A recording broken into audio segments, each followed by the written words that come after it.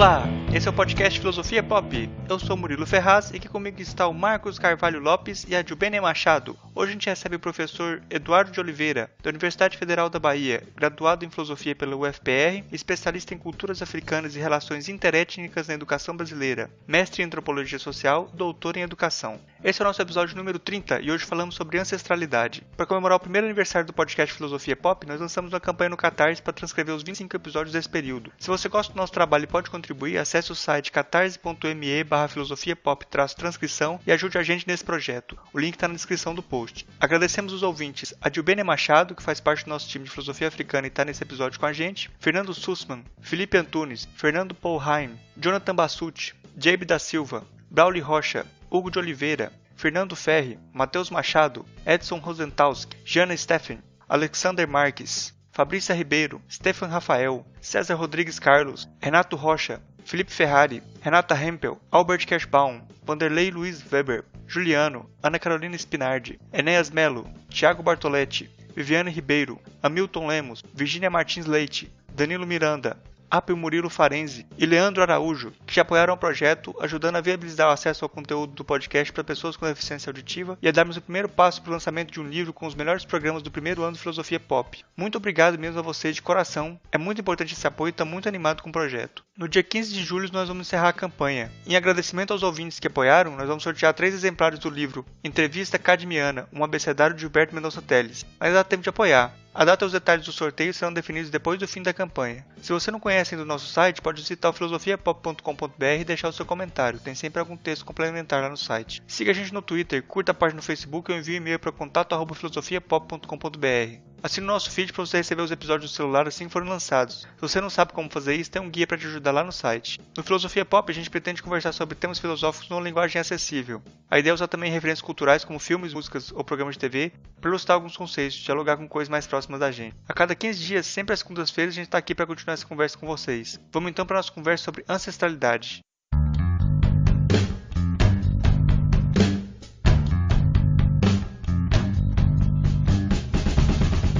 Hoje a gente recebe direto de Salvador, na Bahia, o professor Eduardo Oliveira, da Universidade Federal da Bahia. Ele é graduado em Filosofia pela UFPR, Universidade Federal do Paraná, especialista em culturas africanas e relações interétnicas na educação brasileira, mestre em Antropologia Social pela UFPR e doutor em Educação pela Universidade Federal do Ceará. É autor dos livros Cosmovisão Africana no Brasil, Elementos para uma Filosofia da Ancestralidade, Filosofia da Ancestralidade, Corpo e Mito na Filosofia da Educação Brasileira e o recente Xirê, A Brincadeira Lírica, um livro de mito-poema.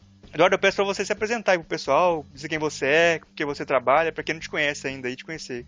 Bacana, então. Eu costumo dizer que eu tenho 3 metamorfoses, né, na minha formação acadêmica. Eu me formei em filosofia, sou graduado em filosofia, aí que é a minha primeira transformação, minha primeira, vamos dizer assim, metamorfose. Depois eu faço antropologia no mestrado, e aí então de filósofo eu faço a metamorfose para antropólogo, e de antropólogo para educador, quando eu fiz o doutorado em educação.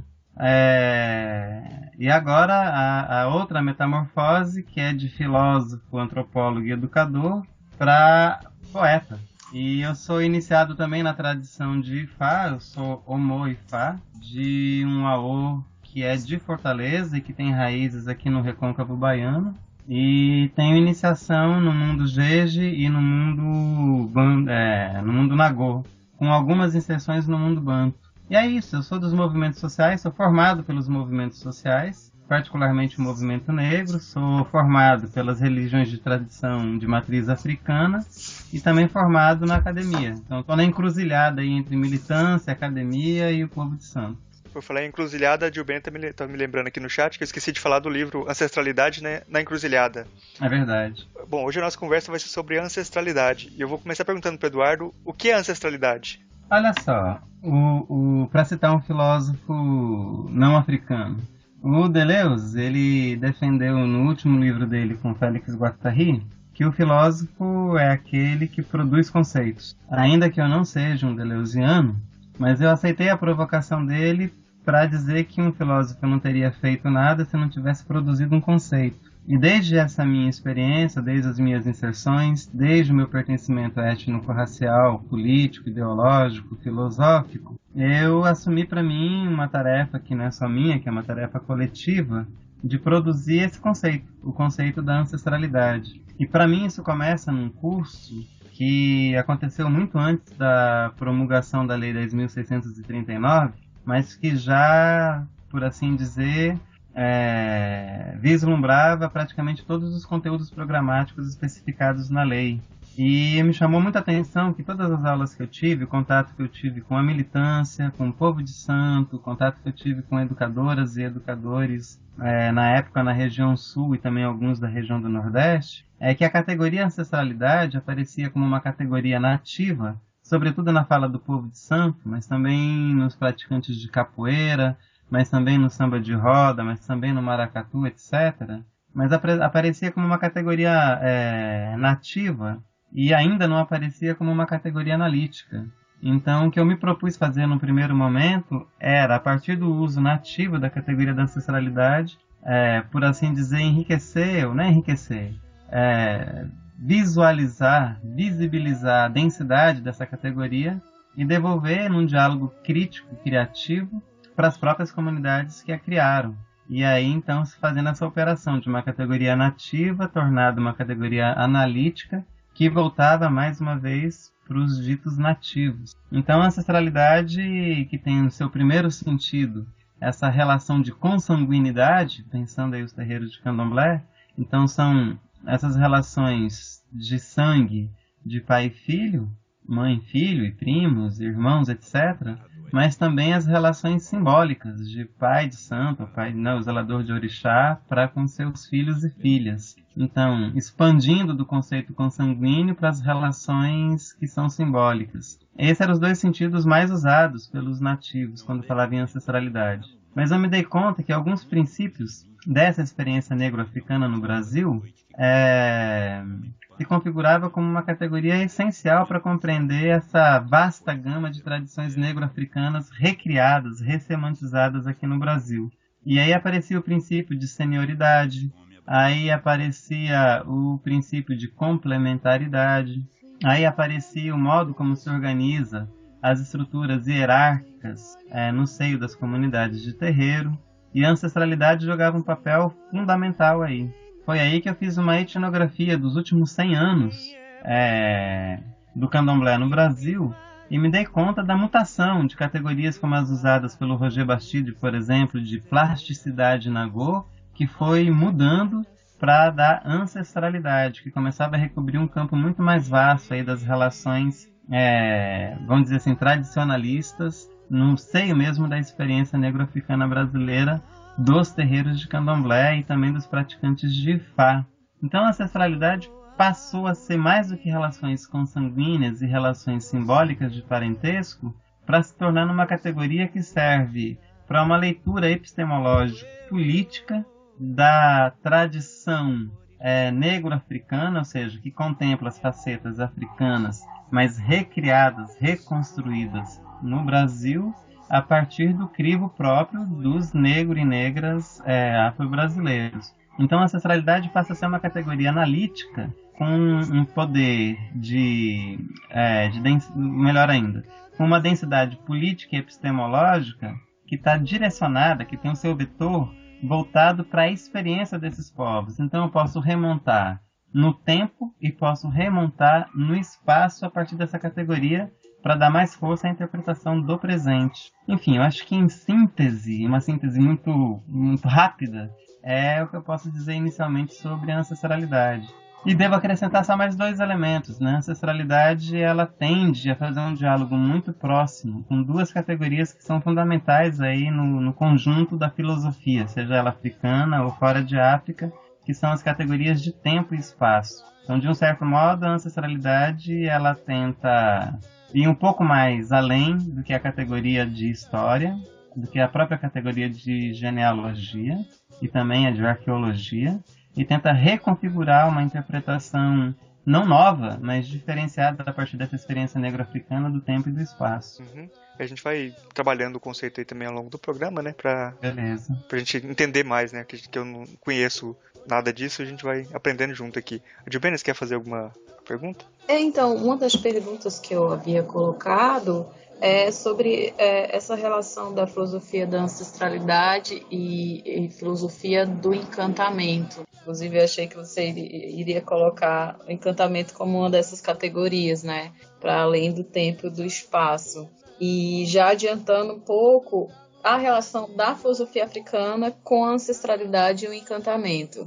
Eu poderia dizer o seguinte, Adil, que a ancestralidade aqui é a regra. É uma regra desregrada, né? Mas a ancestralidade é a regra. E o encantamento é o efeito. Então, eu ao contrário do Deleuze, eu não defino a filosofia como ou o filósofo como aquele que produz um conceito. Eu acho que isso é parte inerente do que fazer filosófico. Mas para mim, a função da filosofia é efetivamente produzir mundos, criar mundos. Agora, que mundos serão criados? Diante de um contexto de um mundo desencantado, a ideia é produzir mundos encantados. Mas nisso não vai nenhuma fábula e nenhum vetor romanesco, né? A ideia é que o encantamento é uma experiência transformadora de si mesmo, da sua relação consigo mesmo, da sua relação com a natureza e da sua relação com o coletivo, com a sociedade. A ideia é que o encantamento é uma prática de preservação da ecologia, vamos chamar assim, parapsicológica, psicológica e sociopsicológica. Então é uma reorganização das suas relações com o seu eu mais profundo, com o seu eu social e com o social propriamente dito. E tudo isso mediado por práticas de natureza. No seio dos terreiros de candomblé, não só de candomblé, mas das religiões de matriz africana como um todo, o encantamento é uma experiência efetiva. Ou seja, a sua relação de aumentar a sua força vital ou diminuir a sua força vital depende da sua capacidade de se encantar e encantar outrens. Então, o que a gente pode chamar de uma filosofia do encantamento é como resultado, na verdade, de uma filosofia da ancestralidade. Ou seja, na medida em que eu compreendo essa regra desregrada que é a ancestralidade, eu posso compreender um pouco melhor os seus efeitos, que é o encantamento na transformação, interpretação, interpelação no mundo. O encantamento, ele não é um conceito. O encantamento, ou não é meramente um conceito. O encantamento é uma experiência. E como tal, ele cabe muito mais a categorias estéticas do que a categorias de ordenamento político. Muito embora todo encantamento tenha uma dimensão política, eu posso também falar de uma política do encantamento. Mas, tecnicamente falando, ele está muito mais no mundo, né, no universo da estética. Ou seja, ele é pré-racional, podendo ser racionalizado, porque ele é da ordem da complexidade do real, ele não é da ordem da simplificação do raciocínio, né? E a filosofia africana que eu estou propondo é uma filosofia africano-brasileira, né? Eu me dou conta de que falar de filosofia africana só tecnicamente, no sentido de conhecer as escolas de pensamento nos vários países africanos, conhecer os seus autores, as suas obras e as relações entre eles, é ainda estudar o alheio, é ainda estudar o estrangeiro. Então, estudar os africanos como nós aprendemos a estudar os europeus não me interessa. Me interessa fazer um diálogo muito estreito, muito próximo, realmente íntimo, daquela realidade africana, negro-africana, com a nossa realidade latino-americana e particularizando no caso brasileiro. Então, o que eu almejo e que eu tenho tentado fazer é esse diálogo próximo entre a filosofia latino-americana da libertação, o pensamento africano em suas várias vertentes, acadêmicas e não acadêmicas, porque eu me valho também dos saberes tradicionais, dos sujeitos coletivos filosofantes, que não são os autores da academia, mas são os grandes sujeitos ligados às muitas tradições, né, da cultura africana ou das culturas africanas, mas tudo isso encruzalhando aqui no Brasil, no pensamento social brasileiro e também nas nossas experiências ancestrais. Nisso tudo, tanto na América Latina quanto na África, e particularizando a gente aqui no Brasil, eu encontro no encantamento uma categoria que nos une, mas não nos une de maneira universalizante e romanesca, mas de uma maneira tensa. Esse encantamento do que eu estou falando é um encantamento tenso, que provoca e exige um pensamento de crise e que também exige um pensamento e uma prática que sejam criativas. E aí exige, por isso mesmo, que a gente faça o par entre a ética e a estética, e que não separe jamais a política da cultura. Então, eu poderia dizer que a ancestralidade e o encantamento é fruto de uma geopolítica por um lado e de uma geocultura por outro, e que encontra no solo da estética, daqui a pouco eu falo um pouco mais da nossa concepção de estética, mas que encontra no solo da estética um modo realmente muito interessante, muito singular, de fazer a síntese dessas duas outras perspectivas, tanto a cultural quanto a política.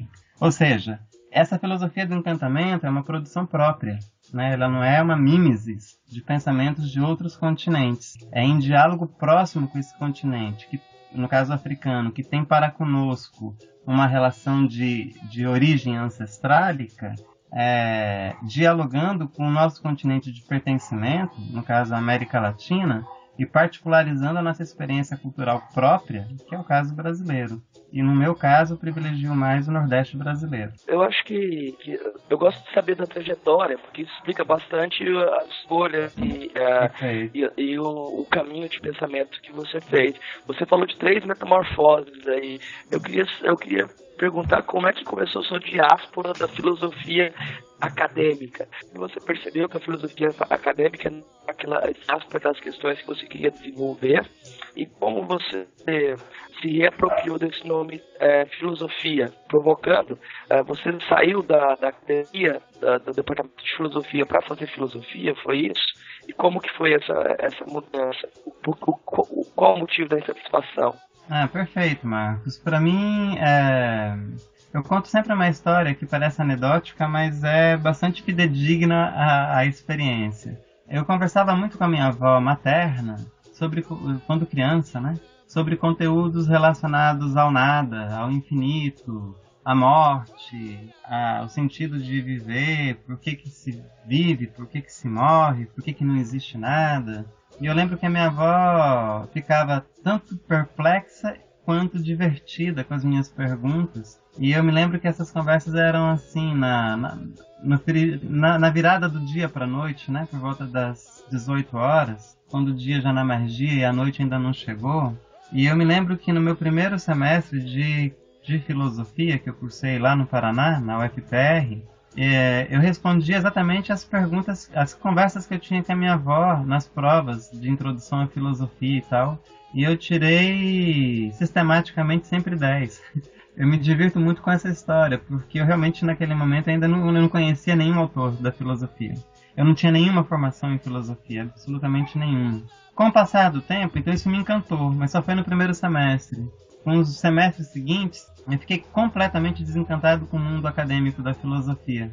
Eu era um militante 100%, eu militava em núcleo partidário de bairro, eu militava no movimento social da saúde, eu era do movimento dos meninos e meninas de rua, eu já estava ingressando na época no movimento de maioria negra, né, no movimento negro. Eu tinha uma participação muito forte, era a minha principal vinculação na época com o movimento do sem teto, e eu morava numa ocupação urbana, que as pessoas chamam de invasão. E eu entrei para fazer filosofia exatamente para melhorar a minha performance política dentro dos movimentos sociais. Mas o que eu encontrei foi uma filosofia absolutamente quadrada, uma filosofia que não conseguia ultrapassar o século XVII, quando muito chegava no século XVIII. E aquelas formulações dos filósofos que até então eu conhecia, realmente me desagradavam, que não iluminavam para mim, não mostravam caminho. Eu estudava iluminismo, mas ele não me iluminava a compreender a história do sem-teto e dos movimentos sociais como um todo. Eu entrei numa grande depressão intelectual, chamaria assim, filosófica. Eu abandonei o curso e fui morar nas ruas da cidade de Curitiba, à época. E foi quando eu li mais literatura, foi quando eu conheci outros modos de pensar a filosofia. E quando eu volto para a filosofia, foi pelas mãos de um professor que ousou ensinar a filosofia latino-americana da libertação. Ele era um professor substituto que conseguiu oferecer por um ano, até ser expulso novamente da universidade, o conteúdo de filosofia latino-americana da libertação. Mas isso me resgatou para o mundo da filosofia e desde então eu comecei a estudar filosofia latino-americana. Na filosofia latino-americana eu me dei conta, um tempo depois, que não se estudava negros. Se falava muito de trabalhadores da classe operária, se falava de maneira muito retórica de indígenas, mas havia um silêncio retumbante sobre negros e negras. E eu assumi para mim a tarefa de levar isso para dentro desse grupo reflexivo, que é um grupo que se organiza na América Latina como um todo. Na verdade, no mundo, né, como um todo. E aí eu fui me reencantando novamente, ou seja, quando eu consegui finalmente localizar o meu pertencimento de existência no mundo, isso coincide também com as minhas várias iniciações, então eu me iniciei na tradição de Ifá, também me iniciei na prática da capoeira Angola, virei brincante de maracatu, no Ceará. Ou seja, comecei a ter pertencimentos que eu não tinha antes, e todos eles desse fundo cultural negro-africano. E resolvi filosofar a partir desses elementos, a partir dos personagens, a partir da experiência, a partir dos sujeitos, a partir da história dessa experiência negro-africana aqui no Brasil.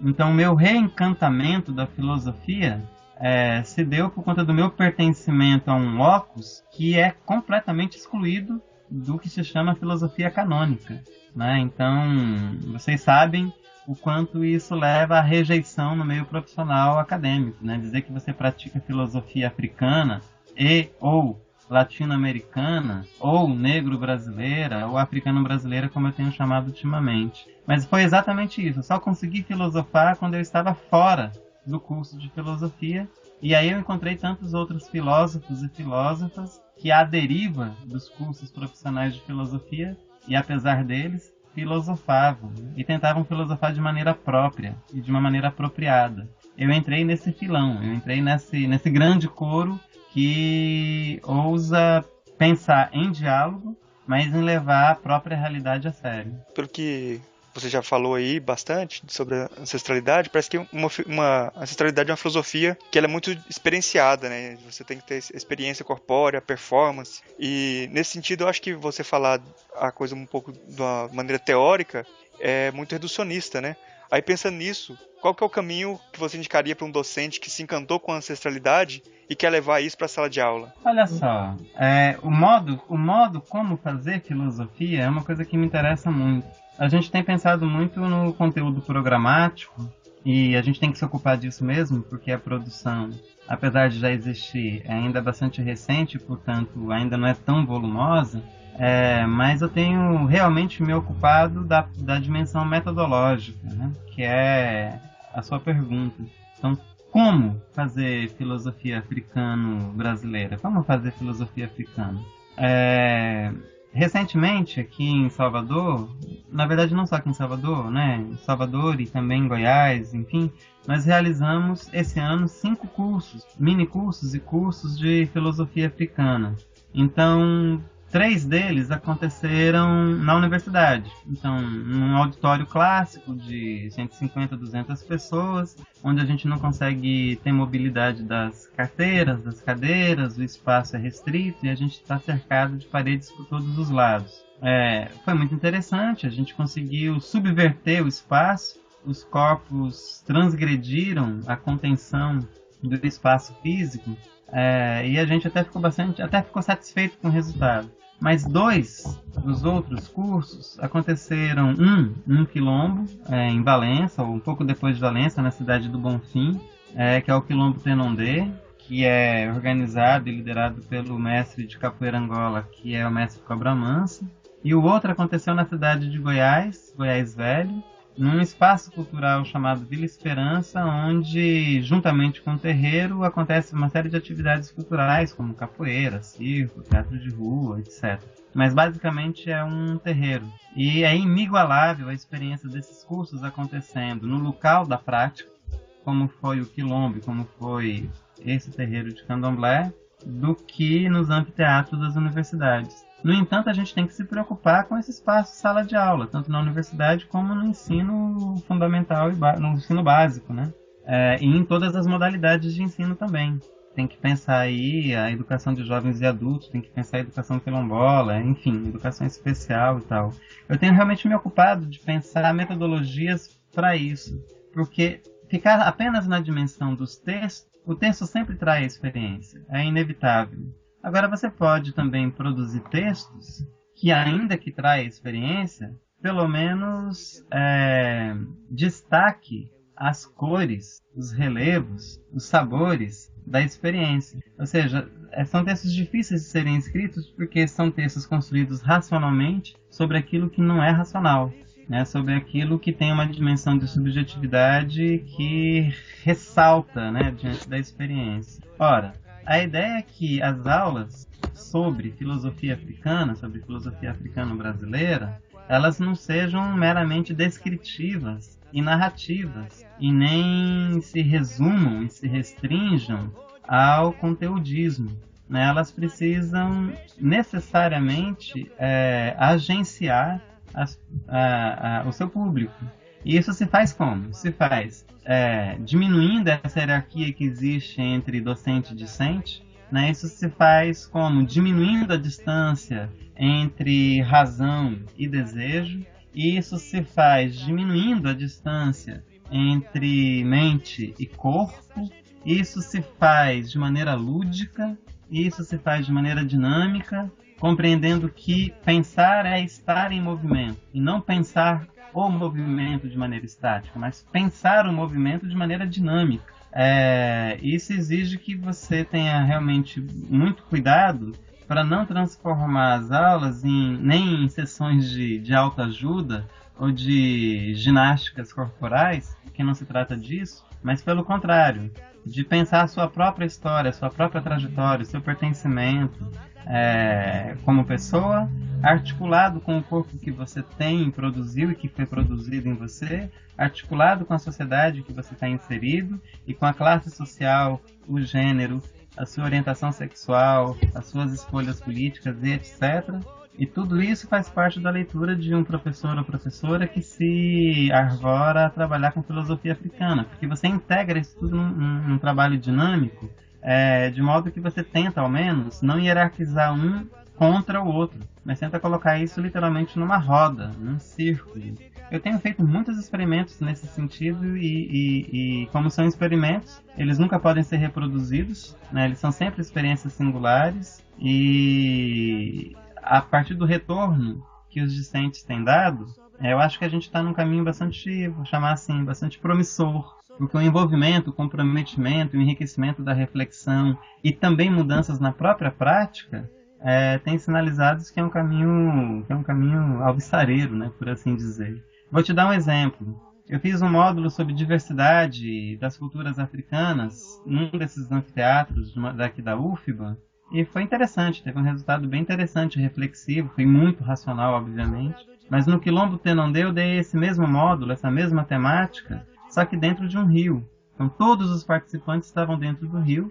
Eu, obviamente, estava junto, então cercado pela mata ciliar, dentro das águas, em contato com as raízes. E aí eu podia não só falar sobre essa diversidade de alimentos naturais que são ressignificados através, no caso dos orixás, dos inquices, dos vodus, dos encantados, mas a gente podia experimentar essa energia imerso nas águas do rio, cercado por todo um sistema ecológico que é também um sistema cultural, que é também um sistema político.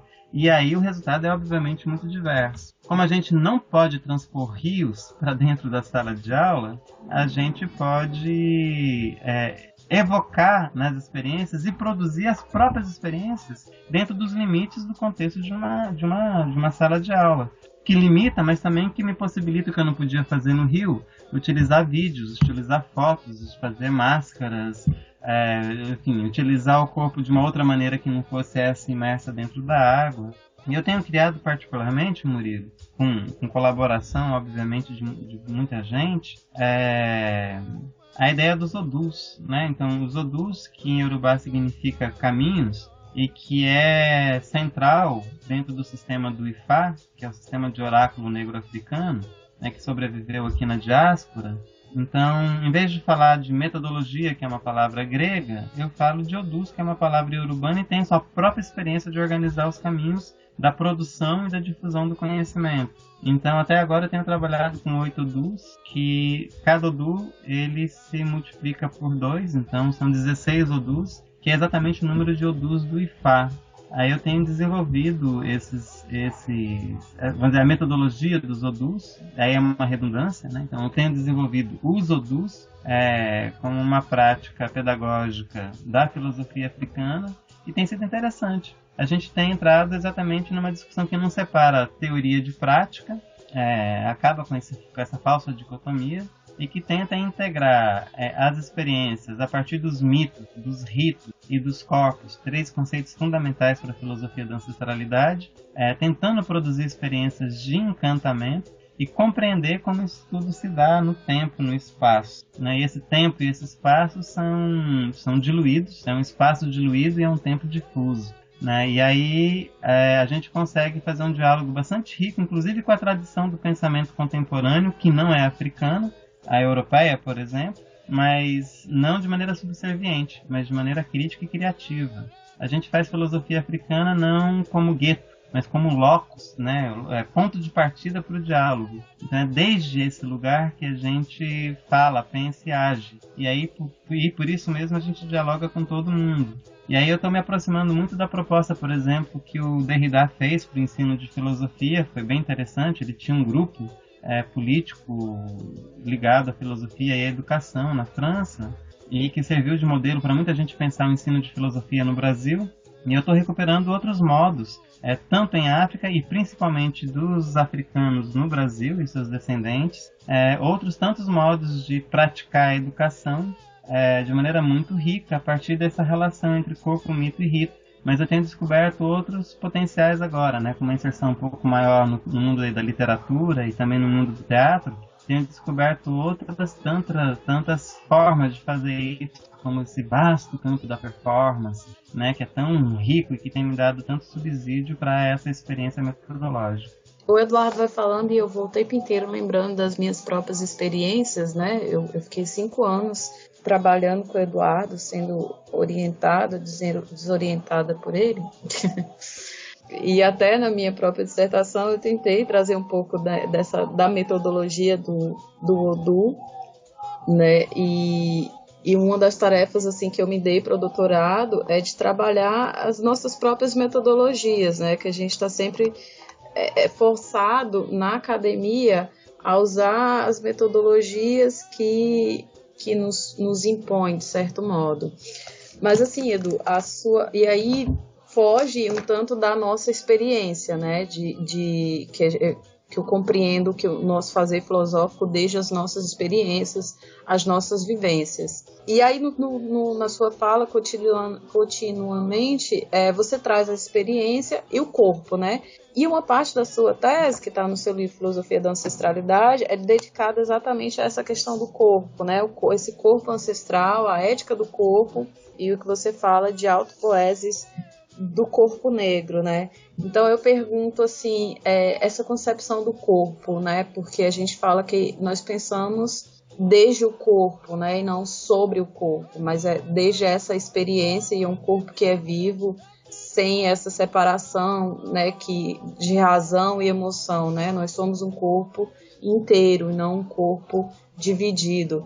E aí eu queria ouvir um pouco sobre isso, assim, né? Como que é essa relação do corpo nessa filosofia da ancestralidade, do encantamento, no modo como fazemos a filosofia africana no Brasil. Então, praticar a filosofia africana no Brasil, praticar essa filosofia africano-brasileira é uma experiência de deslocamento. E esse deslocamento é tanto político, é tanto estético, é cultural, é econômico, enfim, é filosófico. E aí o deslocamento é uma categoria que está absolutamente ligada à experiência corporal.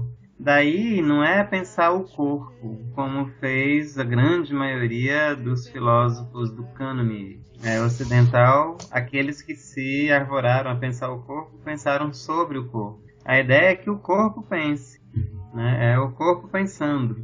E essa ideia de um corpo pensando é um corpo em múltiplos movimentos. E eu repito, não são apenas movimentos corporais, não são movimentos apenas mecânicos ou maquínicos. Então o corpo aqui não é só essa realidade ligada a um sujeito. É o corpo pensado também na sua dimensão metafórica. A gente fala corpo social, corpo docente, corpo médico, corpo docente, etc. Então, é pensar o corpo, mas é pensar o corpo e o corpo pensando a partir de experiências culturais bastante determinadas, ou seja, bastante interligadas também. Nesse caso, a escolha é clara e deliberada, é pensar essa experiência negro-africana aqui no Brasil. Então, pensar desde o corpo implica em fazer uma crítica bastante ampla e com bastante alcance a toda a tradição do pensamento ocidental, com pouquíssimas e raríssimas exceções. E aí, mas não ficar só nessa dimensão da crítica. É produzir, ou melhor, é visibilizar o conhecimento produzido corporalmente na nossa experiência coletiva e na nossa experiência individual. E aí eu sou um testemunha vivo de como que o corpo coloca a gente em crise em todos os sentidos, né? Em relação ao que eu faço com ele, ao que eu como, ao que meu movimento, como ele se relaciona comigo mesmo e com outro, como eu produzo ele, como ele é produzido socialmente. Então, o corpo e a corporalidade são centrais. Eu não sei se existe um centro na filosofia da ancestralidade, eu acho que não existe centros, mas ele ocupa um papel preponderante nesse contexto todo, nessa cena inteira. Pensar desde o corpo implica, inclusive, em pensar de um outro modo de ser, de um modo diferenciado. Ou seja, implica em trazer para dentro dessa produção de conhecimento uma alteridade que foi negada. E essa alteridade, de mim para comigo mesmo, é o próprio corpo. Já que foi privilegiado, foi a mente, foi a cabeça, foi a razão. Eu não consigo entender a razão descorporeificada. Eu não consigo entender, aliás, absolutamente nada no mundo da experiência que não passe pelo crivo do corpo. Como eu já disse que o corpo não é apenas uma experiência fisiológica, é também uma experiência simbólica, eu realmente não conheço absolutamente nada que para mim faça sentido que não é atravessada pela experiência corporal. Eu não tenho um corpo, eu sou um corpo. E como tal eu existo, me movimento, penso, amo, não amo, sinto, não sinto. O corpo, ele exige que a gente arrisque-se a produzir um conhecimento que seja pré-racional, mas que também seja racionalizável. E aí é um empreendimento absolutamente difícil. Isso coloca uma dificuldade imensa na tarefa do filosofar. Mas é essa tarefa que a gente assume quando realiza ou quando pratica uma filosofia africano-brasileira. Então, você mesma, Jubênia, praticou ou enfrentou esse desafio na sua dissertação de mestrado e também em seus outros trabalhos. Na verdade, todo mundo que eu conheço que se envolveu com a gente nesse coletivo, tanto na Rede Africanidades quanto nos outros grupos de pesquisa que fizemos parte, só permaneceu nesse grupo aqueles que se sentiram realmente tocados em si, no seu próprio âmago. E o seu próprio âmago não é uma alma etérea, é literalmente um corpo que sente, que ama, que sofre, que deseja, que odeia, que se angustia, que ri, que se alegra, que come ou que passa fome. Então, a categoria e a experiência corpo é a que promove o primeiro e talvez o mais importante deslocamento dessa experiência filosófica. Eu poderia aqui derivar muitas coisas a partir do corpo. Então, o que a gente pensa é uma política, por exemplo, toda uma política dos afetos que é atravessada na corporeidade, pela corporeidade. O corpo aqui é, ao mesmo tempo, conteúdo e continente. O corpo aqui é uma experiência que é impossível de ser alienada. Só é possível filosofar corporalmente. E vocês sabem o alcance dessa afirmativa. Então, todos aqueles que entraram na tradição platônica, cartesiana, de identificar a existência a pensamento, entrarão em colisão conosco. É o contrário, Nós entramos em colisão com essa tradição, porque a gente não relega a existência ao pensamento, a gente relega a existência a toda uma complexidade de existência corporal, que entre elas, e só entre elas, está a prática do cógigo, e que ela não é a mais importante, sequer a mais fundamental, e está longe de ser a única. A ideia aqui é pensar em movimentos de complexidade, sempre em movimentos de complexidade, de imanência e de contexto. Todas as categorias corporais. Eu tenho uma pergunta que eu acho que ela tem a ver com essa abertura que é necessária para você trabalhar nessa perspectiva da ancestralidade, proposta como uma forma de vida necessariamente. Você exige quase uma espécie de conversão, assim, a pessoa está voltada, está aberta para fazer os exercícios espirituais ou físicos que seriam recomendados, assim, etc. Quando você pensa nessas filosofias como modo de vida e olha lá para a antiguidade clássica, você tem que enfrentar aí o desafio do cético, que é aquele e do cínico também, né? Que você vai ter todos esses tipos de aluno, aqueles que não querem fazer as atividades, não querem fazer, e aqueles que fazem cinicamente também. Esses não vão conseguir ter essa abertura nesse encantamento e vão praguejar contra, né? Como se fosse algo válido. Eu sei que a gente está no horizonte onde a construção do paradigma, a construção de uma comunidade de conversação, esse é um problema que eu identifico quando você pede essa abertura para as pessoas. Como produzir essa abertura? Como lidar com a pessoa que não te dá essa abertura? Né? Tem resposta para isso? A sua última pergunta é que me toca mais. Olha só, Marcos, o próprio exercício do diálogo, e aí está o exercício docente, é um exercício de sedução, né? Então, em alguma medida, você apresenta a esse outro que está em diálogo com você uma perspectiva, uma proposição, uma proposta, e é um convite sempre aberto que a pessoa obviamente pode recusar, mas vai aí toda uma gama de sedução. Sedução um pouco como pensou o Baudrillard, mas um pouco também como pensou o Ramose, sabe? Lá na África do Sul. Ou seja, são estratégias não meramente de convencimento racional, mas eu chamaria assim, de zonas de intimidade, de zonas de troca, de zonas de reciprocidade entre o eu e o outro, que obviamente podem fracassar, né? Então, e o intento dessa prática filosófica não é um intento universalista. Ele não pretende e não quer atingir a todo mundo. Está querendo atingir quem se identifica, se constrói e se desconstrói dentro dessa vasta experiência negro-africana aqui no Brasil e na diáspora como um todo. Por outro lado, essa filosofia ela não é do tipo profética, né, que vai dizer, e também que é moral, no sentido de que vai ditar as regras de como é viver bem. Né? Então, para viver bem, você tem que praticar tantas vezes exercício, tem que comer tais e tais produtos. Realmente não passa por aí. Há uma preocupação, sim, com uma alimentação naturista, há uma preocupação, sim, com um corpo em movimento, e, portanto, muita gente que aderiu a essa perspectiva tem uma vivência bastante considerável aí no mundo físico, né? Assim, das práticas físicas, eu digo, de esportes e artísticas, mas de jeito nenhum se reduz a elas. Então, nesse sentido, não é uma filosofia de conversão, mas é uma filosofia de produção de identidades abertas. Então, é muito interessante que eu tenho muitos alunos e alunas que são obesas, que não topam fazer os exercícios que eu proponho, e, invariavelmente, essas pessoas são as que mais se entregam aos movimentos, né? E elas acabam descobrindo que podem fazer coisas com seu corpo, que está colocado numa situação de inércia, que elas desconheciam. Isso é altamente transformador para elas. É impressionante como ficam tocadas por uma experiência muito simples, como, por exemplo, conseguir tocar as extremidades do corpo,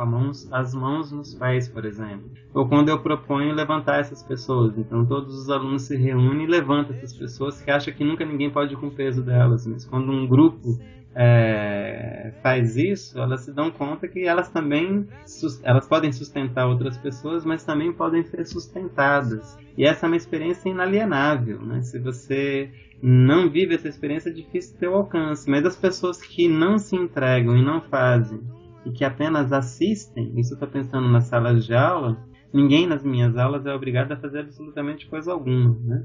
Então as pessoas entram se forem convencidas, se forem seduzidas, se encorajaram a fazer. Muitos e muitas não desejam, e não querem e não fazem. Mas muita gente fez relatos, eu tenho isso por escrito também, a Dilbena tem mais do que eu, muitas pessoas que não faziam as atividades se sentiam tocadas pela experiência de outro, porque a experiência de outra pessoa também é experiência para mim, de uma maneira direta, ainda que seja indiretamente no meu corpo. Mas a experiência no corpo do outro também me ensina. Então eu não preciso fazer, não tenho que rezar uma cartilha, não tem uma bula ou um código de conduta para se tornar filósofo ou filósofa africana. Na verdade, aqui é sensibilizar. Do que se trata nesse caso? Se trata de educar a sensibilidade. Né? E educar a sensibilidade é um dos modos de praticar a ética. E é aí exatamente que eu localizo a prática pedagógica, é aí que eu localizo a educação. Então a educação é um modo de produzir corpos, né? E um modo de produzir corpos éticos são corpos que sejam livres, que sejam autossustentáveis, que se relacionam, são corpos cooperativos, né? E aí eu tento localizar isso não como um discurso de projeção para o futuro, utópico, mas a partir do reconhecimento das experiências no passado de grupos negro-africanos na África e na diáspora como um todo, particularmente no Brasil. Agora, a liberdade de entrar ou não entrar no movimento é sempre um pressuposto básico. Eu sempre apresento assim, como pressuposto. Eu enuncio, eu faço esse enunciado logo de início para que ninguém se sinta coagido a ser livre, porque seria uma contradição em termos. E aí o cético a gente refuta assim. Eu lembro de uma discussão do Henrique Dussel com o Appel e o Habermas, dizendo que o cético, quando argumenta numa comunidade de argumentação, já caiu em contradição autoperformativa, porque, afinal de contas, ele argumentou dentro de uma comunidade cujo princípio fundamental é argumentar. Então ele argumenta que não vai argumentar e cai em contradição autoperformativa. Mas o cínico é mais difícil, porque o cínico concorda com você, ele até faz um movimento com você, mas ele não acredita naquilo, ele até pode desdenhar daquilo, ele pode inclusive difamar aquilo. E enfrentar o cínico tem sido talvez o desafio filosófico, pensando em personagens, mais difícil. Eu gosto muito da resposta do Henrique Dussel, que vai falar que o princípio ético da interpelação do oprimido, né, a interpretação da alteridade negada, é suficiente para combater o cínico, porque o outro já existe antes de participar de uma comunidade de comunicação. Mas eu acho isso ainda pouco. Eu penso que um dos motivos de fazer e praticar a filosofia africano-brasileira é ser capaz de produzir muitos sentidos para essa experiência multifacetada e complexa que é existir, que é viver. Então eu preciso enriquecer o urânio nesse caso e pensar múltiplos sentidos para essas múltiplas experiências que consiga, inclusive, conversar e, nesse caso, combater mesmo o cínico. E eu te diria por experiência, o cínico não resiste ao encantamento. Porque se ele se encanta, ele perdeu essa dimensão de cínico. Se ele não se encanta, ele se denuncia no seu papel e aí fica muito mais fácil o seu combate. Mas isso ainda é muito esquemático, na prática é sempre muito mais difícil e a resposta fica sempre pela metade. A ideia também é a gente radicalizar um pouco nessa ideia de pertencimento. Então isso é um dos modos de combater o cínico, porque essa ideia de pertencimento, ela é uma abertura para múltiplos modos de existir e de se pensar no mundo, né? Mas a partir de uma experiência determinada, localizada, contingente, imanente, contextual, culturalmente definida, ainda que essa cultura seja indefinida, né, dentro da sua multiplicidade. Então essa categoria de pertencimento ajuda muito a combater o cínico, porque a categoria de pertencimento leva a outra, que é de comprometimento, que leva a outra, que é de deslocamento, que leva a outra, que é da desconstrução, que leva a outra, que é da transformação, que leva a outra, que é da beleza. E aqui eu estou deambulando exatamente os odus metodológicos que eu comentava antes. Então, como que a gente pega o cínico? Não é no seu discurso, a gente pega o cínico na sua prática. É claro que a pergunta pode ser devolvida para mim, que o discurso do cínico sobre a sua prática pode ser cínico. Mas aí, mais uma vez, a gente cria instrumentos para ler o texto prática e não só para ler o texto letra. E isso ajuda bastante a, vamos dizer assim, armar uma rede para capturar aí o cínico. Mas essa rede é inevitável. Sempre haverá furos e haverá muitos peixes cínicos vazando pela essa rede. Na verdade, eu ia fazer essa relação, que é interessante que você traz essas experiências, que é exatamente essa questão de ser sempre esse conhecimento, a sabedoria, como fruto, né, de uma experiência coletiva, mas que em momento algum a gente perde a individualidade, né? Você bem colocou aí nos exemplos que você trouxe, e eu tenho isso em mim, assim, né? Que a gente é um pensamento que é coletivo, mas que a gente tem a nossa individualidade, a gente tem a nossa singularidade, mas que ela também só existe nesse coletivo. E nessa perspectiva desse corpo, né? Um corpo que é conhecimento. E aí, essa questão de colocar a si mesmo como valioso, como você bem colocou, né? A gente tem essa questão de se pensar de corpo inteiro, e aí, óbvio, tem as nossas ações, as nossas práticas, inclusive alimentares, porque essa questão de um corpo sagrado, de um corpo que tem que ser cuidado, né? Porque é a partir dele que a gente vive, e enfim...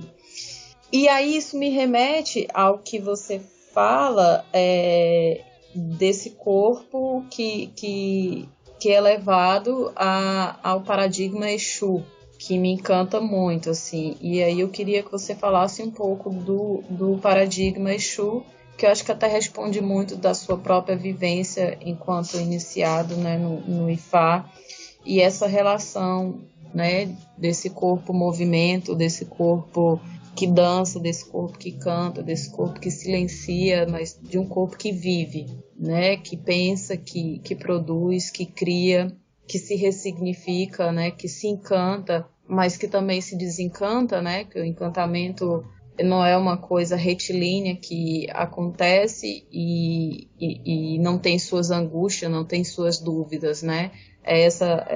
São perguntas contínuas, perguntas constantes, angústias, porque a gente está se colocando o tempo inteiro em crise, né, diante do mundo, das experiências que a gente está vivendo. Então era um pouco sobre isso, assim, que é esse corpo dentro dessa perspectiva do movimento, desse paradigma Exu. Ah, perfeito, muito obrigado por sua questão. Olha só, na filosofia eu fui muito treinado para pensar em universais, né? Então na filosofia eu fui muito treinado para pensar em estruturas, para pensar em abstração da realidade, para depois compreender essa realidade mais a fundo, enfim. Então um movimento de um certo modo generalizante, universalizante, transcendente, acompanhou muito a minha formação em filosofia, como a maioria das pessoas da minha geração, das gerações anteriores e da geração de agora. E eu também fiquei muito, depois na antropologia, vou usar a palavra de novo, muito treinado a olhar singularidades. Então, exatamente o contrário da filosofia. É olhar movimentos mais concretos, comunidades localizadas no tempo e no espaço, né, definidas por seu contexto cultural, geográfico, político, social, econômico e tal. E dentro da antropologia você tem os estruturalistas e os culturalistas, e dentro da filosofia também você tem os universalistas e os particularistas. E parece que eu sempre fui cobrado a ter que escolher por um ou por outro, pensar a partir do indivíduo ou a partir do coletivo, pensar a partir das estruturas e das singularidades. E aí eu encontrei no Exu um personagem conceitual absolutamente rico, né, que me deu base para, vamos dizer assim, enunciar essa filosofia africana aqui no Brasil, a partir da experiência negro-africana. Porque o Exu é exatamente esse orixá, essa divindade, que é o princípio individual da existência de todas as coisas, inclusive descentrando do mundo humano, que ele é do princípio de todas as coisas que existem, e todas as coisas que existem são animadas, tudo é vivo. Então o mineral, o vegetal e o animal. E por ser o princípio individual de todas as coisas, ele é o princípio dinâmico do universo iorubano. Ou seja, ao mesmo tempo, o Exu é estrutura e é singularidade. Então, a singularidade não traz estrutura, como a estrutura não é um contraponto à singularidade. E também uma não se reduz à outra, é uma e outra. Então, quando eu entendi o Exu, a partir da minha iniciação no IFA, mas também a partir da revisão da literatura do candomblé nos últimos 100 anos, a partir da audição muito atenta das mães e pais de santo aí do último século, a partir da minha própria experiência direta nos terreiros de candomblé, a partir da antropologia, a partir da literatura, e especialmente dessa antropologia das populações afro-brasileiras, no caso dos terreiros de candomblé, eu comecei a me dar conta que o Exu servia para mim como talvez o Dionísio tivesse servido lá para o Nietzsche, ou seja, eu tinha um personagem advindo do mundo do mito, que é sempre a síntese de uma experiência coletiva e individual, nesse caso negro-africana, que podia embasar, ou mais que isso, que podia funcionar como inspiração, como verbe, para a minha produção filosófica. É curioso que quando eu comecei a usar o Exu como personagem filosófico, começaram a me dizer que isso não era filosofia, que onde se viu usar Exu como base do filosofar. Aí eu lembrei que praticamente toda a filosofia ocidental, lá dos pré-socráticos até agora, a contemporaneidade, usa largamente os mitos. É Édipo, é Leviatã, os Númenes, Cleonte, etc. Ou seja, de Freud a Kant, sabe? De Platão a Plotino, todo mundo se utilizou largamente dos mitos. E dos mitos da sua cultura. São os mitos europeus, mas eu não sou europeu. Então comecei a utilizar dos mitos nossos, africanos, recriados e ressignificados e às vezes enriquecidos aqui no Brasil. Exu para mim é o principal, Exu e Ifá. Eu tenho escrito menos sobre Ifá, mas é a minha base fundamental. E Exu é o que eu mais enunciei. Então o paradigma Exu, eu até brinquei com essa frase, com essa palavra, né, aí do dialeto e da gramática do Thomas Kuhn, a ideia do paradigma, porque Exu é um paradigma sem paradigma, né? Exu é uma esfera aberta que existe de maneira elíptica e ele é ao mesmo tempo corpo e movimento, e não é qualquer corpo, não é qualquer movimento, é um corpo absolutamente dinâmico e é um movimento exúlico. E como a palavra para movimento no grego é dialética, eu digo que a dialética de Exu se contrapõe à do Platão, à do Hegel e à do Marx, e é muito mais complexa, ou seja, esse tipo de experiência negro-africana não serve apenas para a experiência dos negros africanos no continente africano, na diáspora.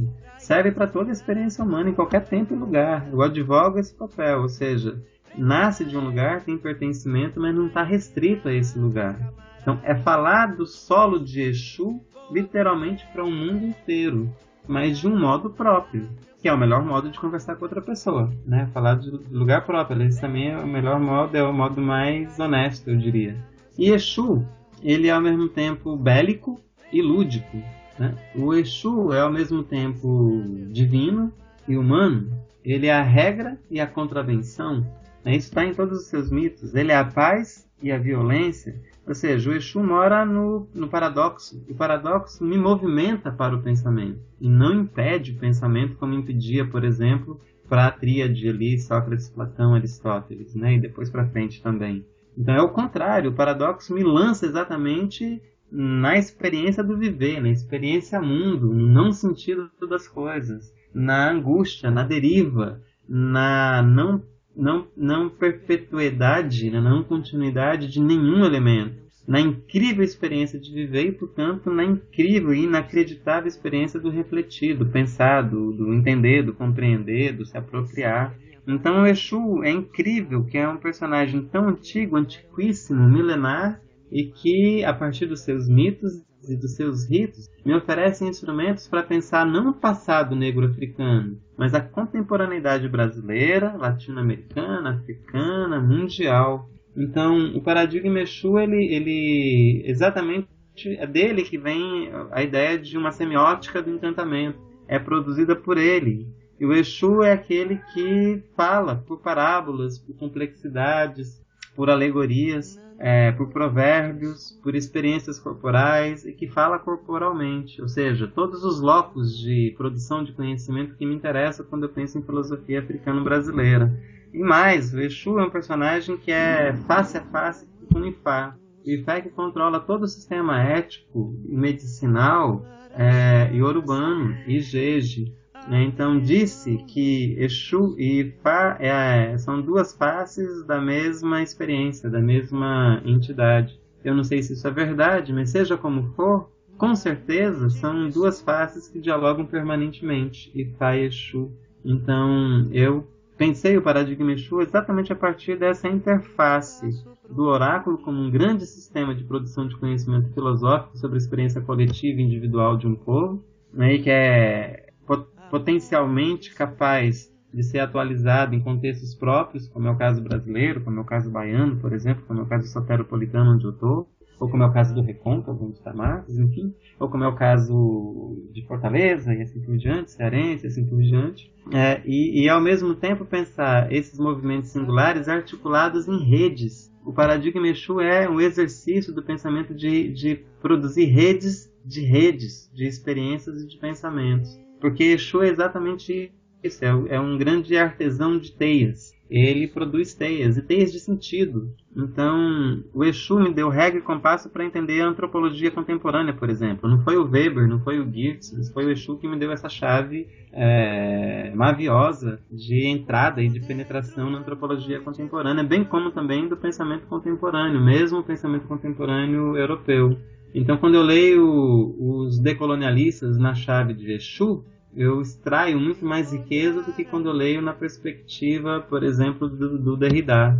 Quando eu leio a Spivak, uma mulher indiana, do ponto de vista do Exu, ou desse princípio exúlico, eu extraio muito mais pontos de diálogo e conexão, e também de tensões com a minha própria realidade como africano-brasileiro, do que se eu lesse isso a partir, por exemplo, de Eduardo Said, né? Então, o paradigma Exu ele se converte efetivamente não é um único, mas é um locus riquíssimo desse diálogo intercultural, decolonial, filosófico dos nossos tempos. Eu poderia falar muito mais sobre isso, mas acho que eu me estendo demais, eu prefiro ouvir mais perguntas. Eu vou fazer uma pergunta aqui, que eu acho que essa última fala sua toca essa pergunta de alguma forma, mas eu acho que é importante explicitar ela, assim, que é de pensar alguma pessoa hoje que seja, no Brasil, considerada branca, vivendo numa sociedade branca, de brancos, né, no meio de brancos, assim, né, que não tem contato com a cultura negra, como cultura de movimentos negros nem nada, mas que ela reconhece como seus ancestrais negros, por exemplo. Nessa filosofia africana, nessa linha de pensamento, essa pessoa tem lugar se ela se interessar por essa filosofia? Olha só, Murilo, essa é uma filosofia para todo mundo que está interessado em promover tecnologias de inclusão, né, num mundo tão excludente como a gente vive. Então, esse pertencimento, ele não se reduz a um pertencimento de tonalidade da pele, né? Ele não é fenotípico apenas. Ele reconhece o seguinte: uma pessoa negra sofre o racismo de uma maneira muito mais objetiva e, portanto, vai ter muito mais desvantagem social pelo fato de ter mais pigmentos negroides do que uma pessoa branca. Então a gente não está alienado dessa discussão. Mas isso não é o critério para, no caso, fazer filosofia negro-africana. É o que eu falava, é uma educação de sensibilidades, né? Então, nesse caso, o locus primeiro, que vai ser inicialmente colocado na mesa, é a questão do racismo e a questão do sexismo. E hoje em dia a gente está também muito, muito interligado com a discussão de sexualidade. Então, trabalhando com toda a sorte aí dos trans, né? Estão trabalhando essa dimensão de gênero, mas explodindo nas multifacetas do trans. Mas não se reduz a isso, né? Se reduz a experiências de libertação e se reduz à produção de subjetividades que sejam éticas, sem criar receitas para isso. Ou seja, uma pessoa branca que se sente pertencente ao universo negro cultural africano, que está comprometida com mudanças em si, comprometida com mudanças no seu ambiente, nos seus sócios, a partir dessa perspectiva, ou melhor, a partir dessas perspectivas, é muito bem-vinda, inclusive para fazer a reflexão da sua própria ancestralidade, que pode, inclusive, não ser negro-africana. Ela pode fazer esse diálogo a partir de uma ancestralidade indígena ou de uma ancestralidade europeia que ela tenha. E isso, para mim, pelo menos, não é problema nenhum.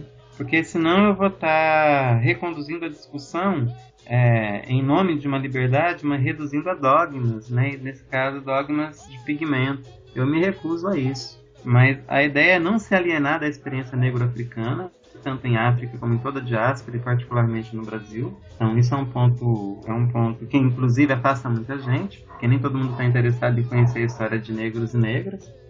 Mas a filosofia negro-africana, ela não está ou africano-brasileira, como eu tenho chamado agora, ela não está restrita a pertencimento epidérmico, né? Ela está muito pelo contrário, ela está comprometida com toda sorte de pessoas que passam por essa experiência, ou são seduzidas por essa experiência, ou que tiveram algum contato por essa experiência e que aceitam o desafio de pensar a si mesmo e ao mundo a partir desses referenciais. Mas quando eu falo desses referenciais, não é como dogma, mas desses referenciais como prato inicial do cardápio. O cardápio é muito mais vasto e é muito mais também, eu diria, diversificado na medida em que cada um traz o seu próprio prato para a mesa. Porque ainda que a gente tenta apresentar sempre para esse banquete uma variedade bem grande de experiências, tanto de pratos, e que sejam muito sedutores, e que sejam muito vistosos, enfim, mas essa refeição nunca é completa se a pessoa não trazer seu próprio tempero e seu próprio prato de casa. E essa casa pode não ser a casa da manhã. É o que eu dizia, a África e o Brasil negro é ponto de partida, é uma referência, mas não é ponto de chegada. A ideia aqui é radicalizar na experiência do diálogo, né? Mas é um diálogo que não é relativista de maneira exacerbada e não é dogmático de maneira estruturalista. Ele tem destino, ele quer combater o racismo, ele quer combater o sexismo, ele quer combater as políticas violentas sobre sexualidade, ele quer combater também as políticas que hierarquizam classes sociais. A gente trabalha aí no campo da interseccionalidade de raça, gênero, classe social e do mundo aí das sexualidades. Nesse sentido, a ideia aqui é exatamente dialogar com o máximo de pessoas que têm interesse nessa perspectiva da promoção da diferença e não da hierarquização de diferença. A ideia não é estratificar poderes a partir da diferença, mas é horizontalizar a partir das diferenças práticas diversas, mas que têm em comum esse eixo de ético, estético e libertário. Saber o que é isso é que são elas, por isso a gente existe, né? Para apresentar possíveis sínteses, pistas, simplesmente sinais do que seja isso, ajudar a pensar isso, ser ajudado a pensar isso, porque a gente não sabe o que é isso exatamente. Isso se dá como experiência, isso se dá num acontecendo, num gerúndio perpétuo. Mas eu acho que um dos motivos pelos quais existimos nós, aí, filósofos e filósofas africanas, é exatamente para pensar isso no movimento de densidade e de abertura com o outro. Eu tenho brincado com a Sandra Petit, né, que é minha orientadora. Ela criou o conceito de pedagogia, que ela fala que é uma pedagogia de preto para brancos, pretos e índios. E aí eu brinco que a filosofia africana é uma filosofia para brancos, pretos e índios, assim, né? Que não é só para o de dentro, né? Mas é esse diálogo com o diverso, com a multiplicidade, enfim. E aí é interessante que a gente percebe nas andanças de como o fato desses conceitos serem oriundos da experiência, ele é experienciado em qualquer campo, né? Em qualquer campo do conhecimento, assim. Não necessariamente apenas no campo da educação, no campo da filosofia, que é como a gente vem fazendo, né? Por exemplo, aqui no Ceará eu tive a oportunidade, depois que eu voltei para cá, de conhecer a companhia Balé Baião, que é uma companhia de dança afro ancestral de Itapipoca, no interior daqui do Ceará. E eles têm trabalhado já essa perspectiva da filosofia da ancestralidade, do encantamento. Então é muito interessante ver que é uma filosofia que ela não está apenas, como o Eduardo bem falou, né, não é apenas textos escritos, mas são experiências que são escritas e descritas nesse corpo que vive, nesse corpo que dança, nesse corpo que está aí nas ruas, né?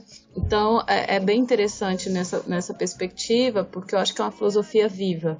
É algo que a gente vive. Quando eu fiz o meu curso de filosofia, já comentei aqui, era extremamente angustiante. Eu não cheguei a abandonar, como o Eduardo falou que abandonou.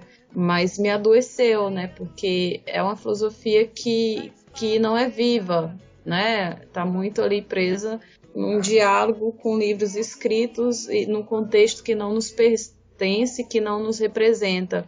Então, o interessante da gente pensar essa filosofia africana no Brasil é pensar que ela está moldada à experiência, ao contexto no qual a gente está vivenciando, experienciando, e nos diálogos que a gente vem fazendo na nossa trajetória, no nosso caminhar. Então, são conceitos que ao mesmo tempo são acabados, mas são inacabados, porque eles estão nesse movimento constante, né?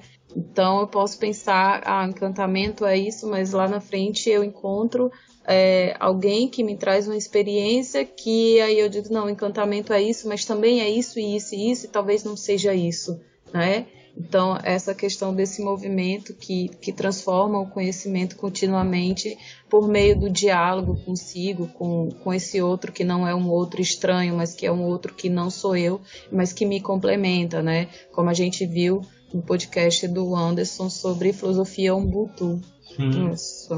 Então, a ideia é pensar essas alteridades que foram negadas, né? Foram negadas no que fazer filosófico, que foram negadas pelos grandes sistemas políticos econômicos, que foram negadas culturalmente. Então, essas alteridades negadas é o sujeito filosofante aqui no caso. Agora, não é um sujeito universal. Aí eu vou falar de negros e negras, mas negros e negras não são iguais no mundo. Uma coisa é fazer essa filosofia lá no continente africano, outra coisa é fazer aqui no Brasil como negro ou como negra.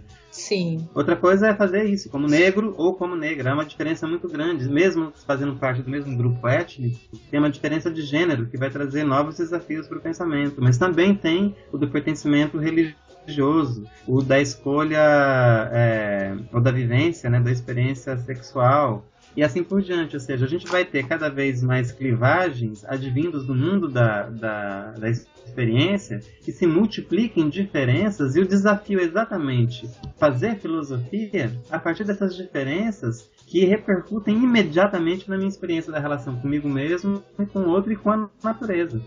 Então, essa perspectiva de corpos que se encontram são também corpos que se confrontam. São experiências de violência, são experiências de amor, são experiências de angústia, são experiências de alegria, ou seja, que recobrem toda uma gama de afetos, de sensações, de energias, de diálogos, de raciocínios que perfazem a experiência da gente no mundo, né?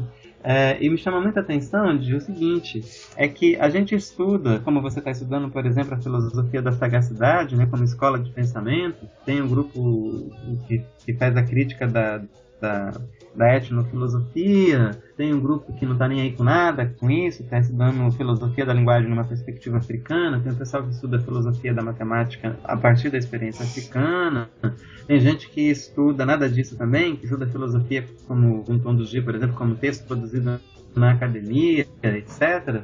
E isso tudo vale, eu estou também enfronhado nisso, né? Ajudei a formar aí, pelo menos a primeira geração de filósofos, tentando compreender esse grande mapa de produção filosófica africana.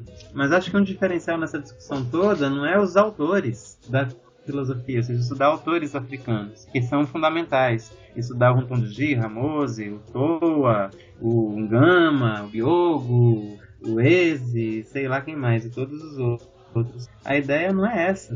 A ideia é essa também. Mas acho que o diferencial é entender os sujeitos coletivos de produção do conhecimento. Então, por exemplo, o que a experiência coletiva da capoeira Angola produziu de conhecimento sobre o que nós somos, aqui no Brasil, na diáspora e na África? O que a experiência coletiva dos terreiros das religiões de matriz africana, que vai do candomblé à umbanda, do omolocô ao xangô, que vai do ponto cruzado às irmandades católicas de homens pretos espalhados pelo Brasil todo? O que essas experiências coletivas, o que esses sujeitos coletivos nos legaram com seu pensamento, com a sua reflexão sobre o mundo, com a sua experiência no mundo?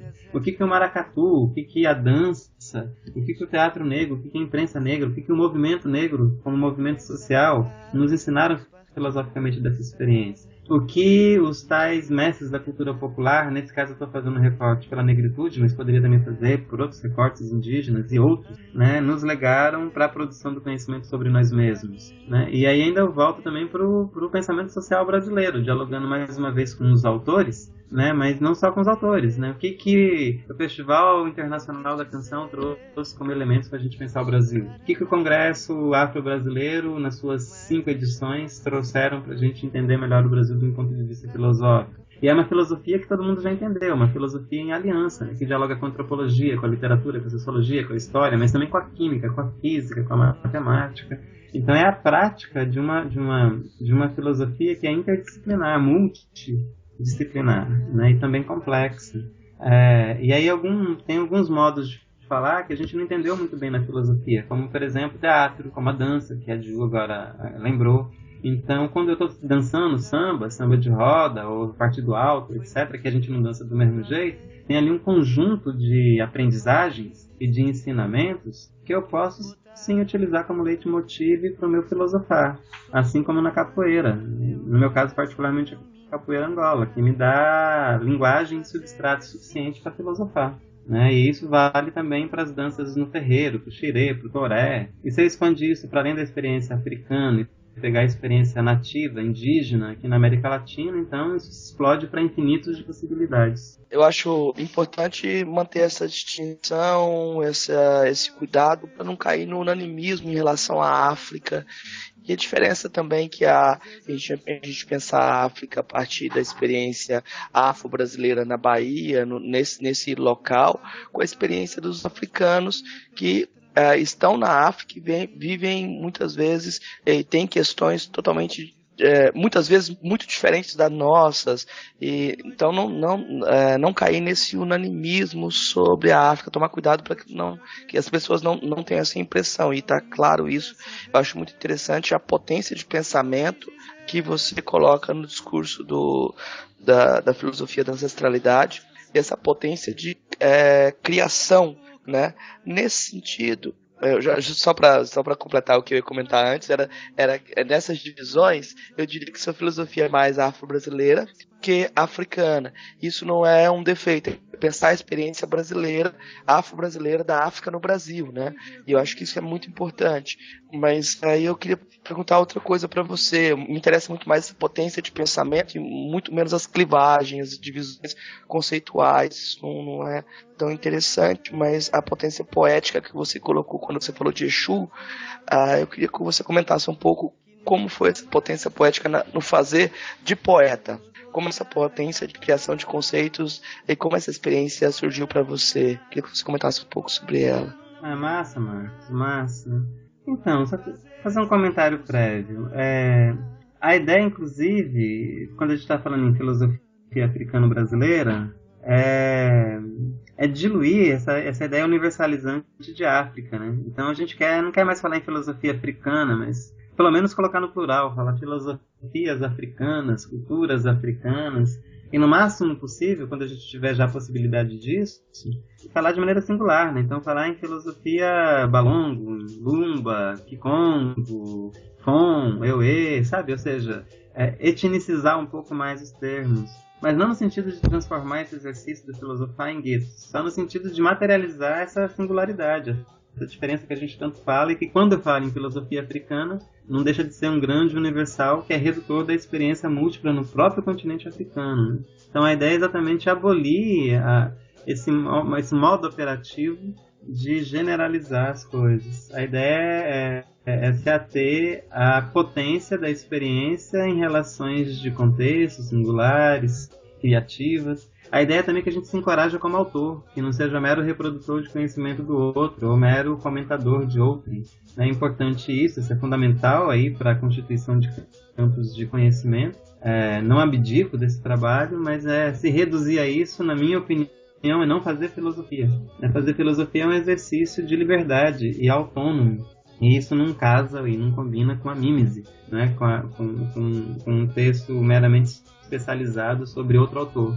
Ainda que eu faça um comentário especializado sobre alguns autores africanos, isso não me faria um filósofo africano, me faria mais um comentador, e se for apenas isso, ainda é bastante alienado ao meu próprio contexto. A filosofia existe para pensar a própria realidade. E aí, você tem razão quando diz que essa filosofia é mais afro-brasileira, eu prefiro chamar africano-brasileira, do que filosofia africana. Eu não nasci no continente africano, e quando a gente produz essa filosofia, a gente não está imerso nas experiências, soluções e problemas no continente africano. Mas como a gente deriva desse continente, como tem muitos pontos de conexão e também tem muitos pontos de ruptura, me interessa pensar esse movimento de convergência e também esse movimento de tensão, né, com o continente africano, para a gente entender a gente mesmo. mas não como mera continuidade idílica e nem como ruptura total. O movimento é um pouco mais complexo, mas as relações Brasil-África não pode se reduzir a movimentos de continuidade e nem de ruptura. Essas coisas acontecem simultaneamente o tempo inteiro e tem que ver caso a caso. Por isso a gente faz pesquisa, né, para não fazer nenhum tipo de discurso irresponsável. E como me interessa muito essa potência criativa, essa criação, essa potência criadora, né, essa potência criativa, me levou para uma região curiosa. Eu confesso a você que no início, quando eu comecei a me interessar pela filosofia africana, eu comecei a me interessar primeiro pela filosofia latino-americana. Né? Foi num segundo momento que a filosofia africana entrou como uma preocupação vital para mim. Mas eu e o grupo do qual faz parte a Dibene, a Luiz e outros tantos, a gente se viu numa autocontradição também performativa. A gente estava estudando os africanos, os textos de autores africanos, mas a perguntaria, e aí, o que isso tem a ver com a gente? Com o que a gente está vivendo aqui, com o racismo brasileiro, com a teoria da mestiçagem, com a falácia da democracia racial e social, o que isso tem a ver agora com essa crise que a gente está vivendo no Brasil de agora, nesse tempo? O que isso tem a ver com o desmantelamento das políticas sociais voltadas para negros, índios e mulheres e gays e o público LGBT no Brasil de agora, né? Essa escalada da intolerância religiosa. E aí, realmente, muito do que a gente estudou desses autores africanos, que por sua vez estudaram no continente europeu, respondia pouco a essa nossa própria demanda. Então, acho que a gente se corrigiu no próprio movimento de utilizá-los em diálogo, como eu disse antes, crítico e criativo. Mas, eu te confesso, Marcos, a filosofia me deu a possibilidade de produzir uma série de conceitos, de argumentos, de estrutura de pensamento, de análise, e também de entender isso por pertencimento, por função, e colocar essa lógica da ancestralidade para funcionar, então para potencializar a nossa reflexão, nosso texto, mas ela tem um limite incrível para dizer esse dito, para dizer essa experiência. Eu tentei fazer isso também na antropologia. Na antropologia foi mais tranquilo para mim fazer isso, mas ela também tem limites enormes quando se trata de pensar contextos mais abrangentes. E aí, um modo de dizer o não dito, espero que isso não seja um clichê, eu encontrei no poema. Então, porque o poema ele não está obrigado a esse tipo de estruturação da linguagem científica, no caso da antropologia, ou dessa linguagem da filosofia, que tenta se livrar do crivo do pensamento científico, mas tem seu próprio rigor interno. O rigor poético é outro, é produzir exatamente a verve poética. Então, o que menos importa talvez num poema é o texto, né? Mas muito mais o que ele é capaz de agenciar. E talvez mais importante que tudo é que ele é capaz de agenciar no leitor e não exatamente aquilo que já está agenciado no escritor. A liberdade e a independência do leitor para com o autor da obra é infinita. E é isso também que dá sentido à obra, que é completa, que faz ela ter algum sentido. Então, de uma maneira,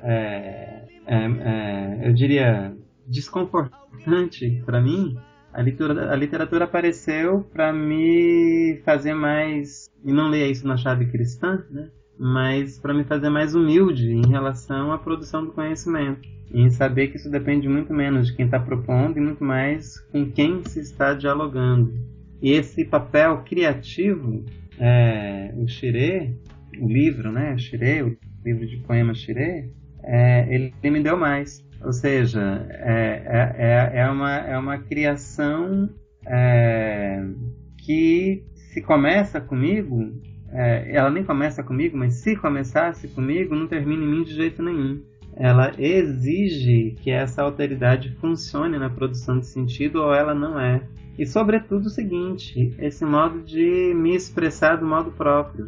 Por mais que eu tenha tentado fazer isso, por exemplo, no Filosofia da Ancestralidade, que eu acho que consegui fazer em alguma medida, e fiz menos na Ancestralidade na Encruzilhada, que é um livro mais antropológico, no Xirê eu me expresso de uma maneira muito mais inteira, né? Muito mais parecida com o que eu sou. É uma espécie de tradução cuja traição é menor do que a da filosofia. E é também mais aberto, né? Os poemas são textos muito mais abertos que os textos filosóficos e antropológicos. E isso me interessa muito, isso me seduz por demais. E sobretudo porque na experiência de criar e de fazer poemas, essa aventura da deriva, é muito mais presente. Então, me interessa sobretudo isso agora, a deriva poética. É bem capaz agora que o meu próximo texto filosófico seja exatamente sobre a deriva que eu experimentei na produção de texto literário. Né? Porque, como experiência, o poema é muito mais aberto à deriva do que o próprio texto científico ou filosófico. Eu não sei se eu me fiz compreender, mas eu me empolguei. Sim, tranquilo. Já avançou muito no tempo aqui, eu acho que já tá legal pra gente ir pras indicações, né? Podemos ir pras indicações já? Eduardo, você trouxe alguma coisa pra indicar pra gente hoje aí, pros ouvintes? Olha só, eu como cheguei da rua, eu queria fazer um kit, né? Preparar um kit mesmo. Mas vamos aqui de memória. Uhum. Olha só, eu tenho trazido muito o universo da literatura africana propriamente dita, e africano-brasileira, e afro-brasileira, né? E aí eu tenho algumas recomendações. Então, eu indicaria todos os livros da editora recente, nova, da Alguns Toques, da qual eu participo do coletivo, né? Tem um coletivo da Alguns Toques, que é um coletivo de escritoras e escritores negros, que parte desse coletivo criou uma editora. Eu não faço parte da editora, e que já tem um catálogo de 10 obras, de 10 livros, incluindo poesia, incluindo também romance, incluindo textos sobre o universo do candomblé. Eu recomendaria absolutamente todos eles. Nesse panteão da literatura negro-brasileira, eu indicaria nomes que vêm desde uma tradição recente que a gente tem, do seu Oswaldo de Camargo, ainda atuante, né, ainda ativo na produção de literatura, da Lígia, da Miriam Alves, da Esmeralda, da Conceição Evaristo, até produções muito potentes agora da atualidade, como por exemplo a da Cidinha da Silva, que faz uma literatura banto das que eu mais gosto aqui no Brasil. Como também dessa nova geração que se cria em São Paulo, que se cria no Rio, que se cria aqui em Salvador, que se cria em Brasília, que passa por nomes como Mel Adum, como Cristiane Sobral, como Lívia Natália, Gueloá, né, Marcos Gueloá, como todo esse grupo de jovens que tem produzido uma literatura de muito boa qualidade no Brasil, e que está absolutamente relacionada com os temas da filosofia africana. Por outro lado, tem toda a renovação também do cinema brasileiro nessa vertente étnico-racial, que tem como um dos seus baluartes o Joel Zito. Eu indicaria todos os vídeos e filmes e documentários do Joel Zito, e também do Zózimo Bubu, mas eu também indicaria toda a produção aí, mais em rede e independente, da juventude negra, que passa pelo espaço da mídia étnico-racial, do espaço Nagô, que passa pela produção de jornais como o Heroin, que passa por um monte de revistas, como Menolate, lá em São Paulo, que é, na verdade, um turbilhão aí que você pode encontrar aí rapidamente clicando no Google da vida, né, sobre literatura negra contemporânea. Esses coletivos aparecerão em grande proporção. Do cinema, eu tenho uma predileção pelo cinema senegalês. Então, Osmani é meu cineasta predileto. E alguns filmes como A Negra Di, A História de um Griot, para mim são grandes macro referências, assim. O cinema nigeriano é um cinema eu acho que o nigeriano e o indiano produzem mais do que o cinema norte-americano, né, em termos de quantidade mesmo. O problema é o acesso à língua, mas ainda assim eu indicaria essas duas fontes, né, o cinema indiano e, em maior medida, o cinema nigeriano, por conta da quantidade imensa de produção cinematográfica que eles têm. E aí muitos deles ainda se refere às guerras, né? E desses eu recomendo particularmente aqueles que tratam do drama das crianças nas guerras civis que aconteceram na Nigéria, mas também em Angola, no Congo, etc. De literatura africana, eu não recomendo os autores brancos, que são africanos, mas que são brancos, e que têm largo mercado aqui no Brasil, como Água Lusa, Mia Couto, Pepe Tela. que apesar de achar que são escritores bastante densos, mas eu recomendaria para uma formação de uma sensibilidade, um gosto diferenciados e etnicamente mais envolvidos nessa nossa discussão, autoras como a Pauline Chiziane, como a Chimamanda, como o Chinua Achebe, como o Tutuola, como a Odete Semedo, e uma série de outros autores e autores de todas as latitudes lá em África. Eu poderia citar, talvez por países alguns, né, em Cabo Verde, Angola, no Congo, na África do Sul, enfim. Eu queria citar também muito fortemente aqui que os ouvintes ficassem atentos à cena do teatro negro no Brasil. A gente tem um movimento muito forte de teatro negro espalhado pelo Brasil inteiro. Então, por exemplo, em São Paulo você tem os Crespos, que é um grupo de referência. Aqui na Bahia, você tem o Nata, que é um grupo que vem de Alagoinhas e que tem forte atuação aqui em Salvador, que tem a Fernanda Júlia como sua diretora, que faz um teatro de muita qualidade a partir dessas experiências negro-africanas, que tem uma potência filosófica incrível. O melhor espetáculo de teatro que eu assisti nos últimos tempos se chama Exu, A Boca do Universo, que é dirigido pela Fernanda Júlia, que é desse grupo chamado Nata. Eu indicaria então esse revigoramento, né, do teatro negro que está no Brasil como um todo. E obviamente eu pediria para os nossos ouvintes consumirem os CDs de samba de roda, de chula, e consumissem os CDs de capoeira, que tem um mercado imenso e de altíssima qualidade. Pouca gente sabe, por exemplo, que o CD do Mestre Moraes concorreu ao Grammy Latino, né? E só perdeu para o Caetano Veloso, que ganhou quando ganhou lá o Fina Estampa. Mas se não fosse o Caetano, a gente teria o Mestre Moraes como agraciado pelo prêmio Grammy, com seu CD de capoeira. E toda a sorte de música contemporânea produzida pela juventude negra, que vai do rap ao reggae, a música eletrônica, que é realmente fantástica. E aqueles mais corajosos que fazem a mistura de gêneros, né, dentro das suas composições. Então aqui é uma miríade de MCs que tem produzido nessa linha que a gente não pode deixar de acompanhar. Então tem autores que a gente não pode deixar de ler, porque a gente tem Nobel da Literatura nigeriano, que é o Wole Soyinka, que apesar de ser Nobel de Literatura já há muito tempo, há décadas, não teve texto ainda traduzido para o Brasil, a não ser um texto que foi traduzido aqui em Salvador, mas de um texto periférico seu. Sem falar em autores aqui também da diáspora, como a Aimé Césaire, como Leon Damas, Leon Dantas, né, que produziram obras poéticas e filosóficas a partir dessa experiência africana da maior relevância.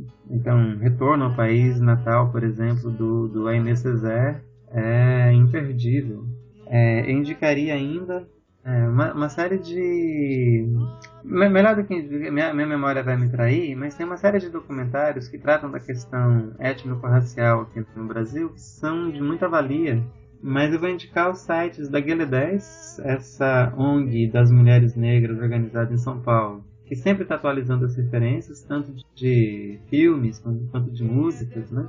Então, talvez isso facilitaria para o nosso ouvinte indicar esses sites. Então, o site da Guelé 10, o site no Rio de Janeiro da Crioula, outra ONG de mulheres negras que sempre está atualizando os seus dados, o site lá de São Paulo do CERT, que é uma organização que trabalha com educação e negritude, que tem talvez o maior acervo de experiências pedagógicas a esse respeito. Eu indicaria esses vídeos curtos da mídia ninja, né, que tem recorte étnico-racial, e da mídia étnico-racial, que tem esse nome mesmo, que tem uma produção muito abrangente, né, que tem uma produção muito potente com várias linguagens. Eu acompanhei recentemente um festival de curtas que era todo ele centrado na questão étnico-racial e também no viés artístico. Enfim, eu acho que são algumas dicas gerais aí que podem... a gente está aqui no São João da Bahia, né, então tu pode esquentar essa fogueira do interesse filosófico, literário, cinematográfico africano. Tem um documentário sobre capoeira, né? Na verdade sobre o Ngolo, em Angola, e a relação dele com a capoeira Angola aqui no Brasil, que foi feito pelo mestre Cobra Mansa, pelo Richard e pelo Matias, que se chama Jogo de Corpo e Ancestralidade, que realmente vale muito a pena, está sendo premiado aí no mundo inteiro, particularmente na África, Estados Unidos e aqui no Brasil. Eu queria indicar também literatura para crianças, e aí tem muitas autoras e autores, mas eu queria indicar especialmente os livros da Heloísa Pires. Todos os livros de Heloísa Pires voltados para o público infanto-juvenil são fantásticos. Gente, e de site, eu esqueci aqui de cabeça, mas o Anderson, que já participou aí do podcast, já disse o endereço do site dele. É o site que eu mais indico para a filosofia africana propriamente dita, porque a gente tem ali um conjunto de mais de 100 livros de filosofia africana e gratuitos que ele organizou. E eu já avisei a ele também, faz um material que eu atualizei aqui, porque para mim não faz sentido eu fazer um nosso aqui do grupo aqui de Salvador, se ele já postou esse lá em Brasília. Então eu convido a todo mundo que tem material de filosofia africana e correlatos que enriqueça o site do Anderson. Tá certo, foi boas indicações. Adilbene, você tem alguma indicação pra gente hoje? Hoje eu tenho. Além de todos os livros do Eduardo, né, mas ele tem que relançar, né, porque estão todos esgotados. Eu trouxe, que a Eduardo até falou um pouco, assim, perpassou por ele, Encontros com Griot, de Sotigui Koyate, né, de Isaac Bernard, que é muito interessante. E aí eu ia indicar também o documentário de Sotigui Koyate, um griot no Brasil. Tem no YouTube, é muito interessante, e aí fala muito dessa questão do corpo, né, esse corpo sagrado, o olhar sensível, a educação, o educar para a sensibilidade, assim. Então tem o documentário e o livro. Um outro livro que eu retomei esses dias, que me encanta, é A Galinha da Angola, Iniciação e Identidade na Cultura Afro-Brasileira, do Marco Antônio da Silva Melo, José Flávio Pessoa de Barros e Arnold Vogel, e tem ilustrações do Raul Urdi. E tem o Afroflix, né, que traz uma série de filmes, documentários, etc., com personagens negros, então é bem interessante. E eu queria indicar uma música, na verdade, talvez se fizesse uma pesquisa assim, sobre um rap, que ele é cearense, muito interessante, que é o Rapadura.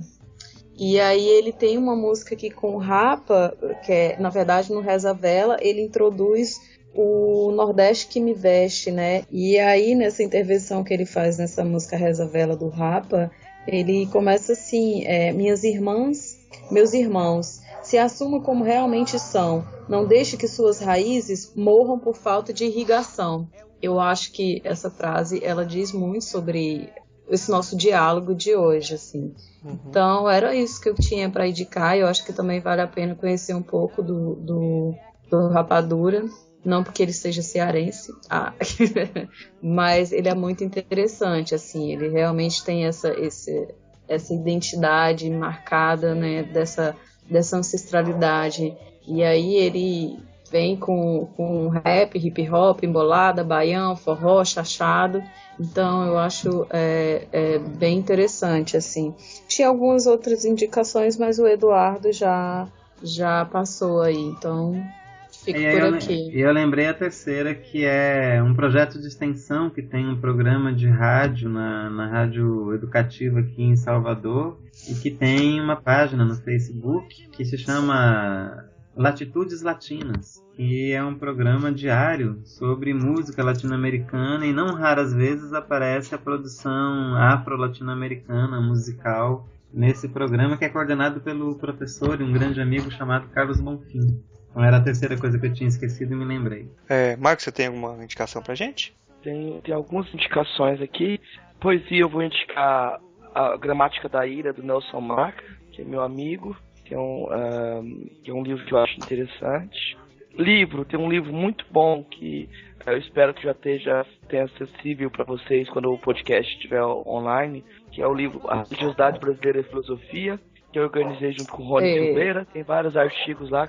É um livro muito recomendado. Tem inclusive da Adubênia.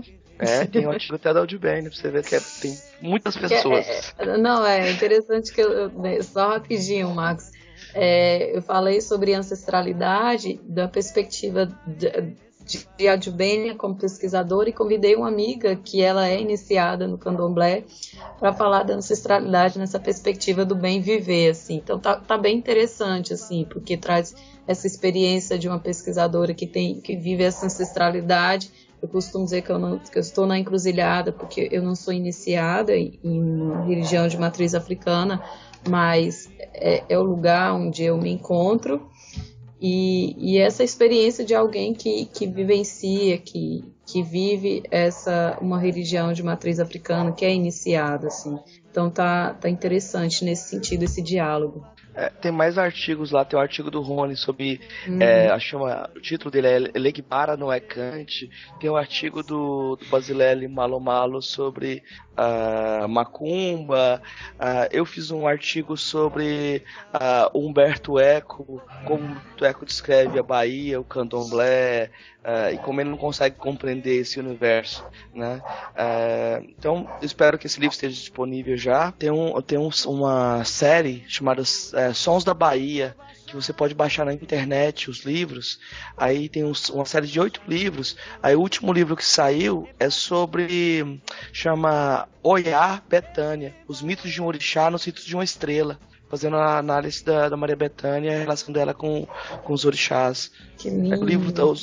Os livros estão de graça, na internet você consegue baixar todos eles. Tem sobre samba de roda, etc. no site. É verdade, tem sobre a capoeira também. Bem legal, bem lembrado. Um outro livro que eu vou indicar parece que não tem nada a ver, mas eu faço a ligação, vou indicar do mesmo jeito. Chama O Mundo Iluminado, é do Hubert Dreyfus, de Sean Kelly. Esse O Mundo Iluminado, ele, de certa forma, fala da religiosidade, do sentido de mundo que a gente perdeu hoje, do sentido de gratidão que a gente perdeu hoje em dia, no mundo moderno, e faz um diálogo com a gratidão que existia no tempo da Grécia Antiga, em Homero, nos deuses clássicos, etc. Eu acho muito interessante fazer essa ligação entre a gratidão e a sintonia com algo fora, com esse sentido da ancestralidade. Eu acho muito interessante pensar essa ligação entre esses dois universos e a busca de um sentido maior que o indivíduo isolado. A indicação musical, eu vou indicar o CD Brasileirinho da Maria Bethânia. Já que eu tô aqui em Santa Amaro, eu tenho que indicar esse CD. Eu acho que você pode escutar lá, você vai encontrar muita coisa para pensar e para fazer essa... É um exercício espiritual para quem quiser seguir. Bom, a gente já está chegando aqui no final do programa.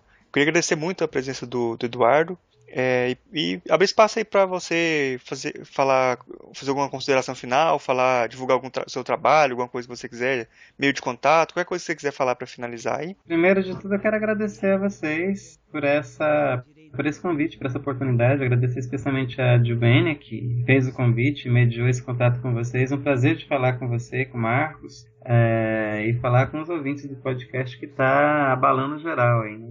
Aqui está falando agora tá tombando geral.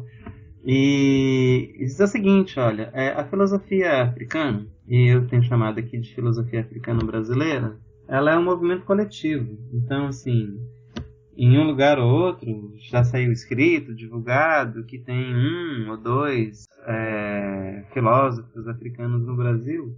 Isso é uma falácia. Então, é bem verdade que não tem tanto tempo assim que tem esse movimento de uma filosofia africana aqui no Brasil, mas também não é verdade que tenha começado ontem, né?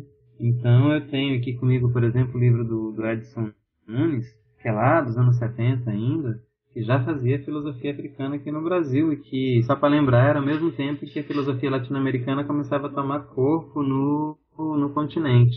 Então a gente tem uma tradição que ainda que não é longuíssima também, não é tão recente assim, e a gente atualmente no Brasil, todas as latitudes do Brasil, em todas as 5 regiões, a gente tem filósofos e filósofas africanas articuladas em redes. Eu queria deixar isso para os nossos ouvintes. Então, a gente tem uma das redes, se chama Rede Africanidades, que articula redes de redes, né? Redes de pesquisadoras e pesquisadores comprometidos com esses temas da filosofia africana e da literatura e também da antropologia, no movimento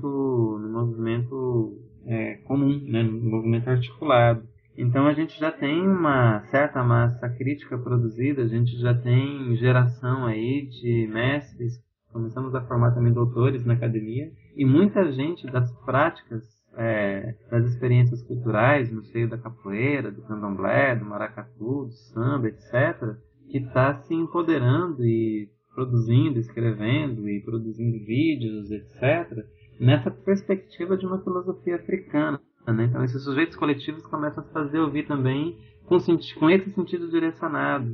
Então, eu só queria dizer isso para me despedir de vocês e dos ouvintes, que eu faço parte com entusiasmo, né, com alegria, de um movimento de filosofia de ancestralidade, de um movimento de filosofia africana, que ultrapassa de longe um ego ou outro e que se comporta como uma rede. E a ideia é que isso inclua o máximo de pessoas interessadas possíveis, né, para a gente fazer essa produção coletiva cada vez mais inclusiva. E um papo muito gostoso com vocês, eu agradeço um bocado, foi uma delícia. Obrigado pela sua presença, a conversa foi muito boa mesmo, foi um prazer ter você aqui com a gente. Obrigado também a Gilbene e o Marcos por ter participado aí, foi muito legal, valeu. Bacana, Murilo, bacana, Marcos. Beijo, tio. Valeu. Eu peço para você que está ouvindo comentar no nosso site, o filosofiapop.com.br. A participação de vocês é muito importante, é o que dá força para a gente continuar o nosso trabalho. Se você quiser, pode mandar também um e-mail para contato@filosofiapop.com.br. Lá no site a gente coloca todas as referências citadas aqui no episódio e também os links para as nossas redes sociais e página no Facebook.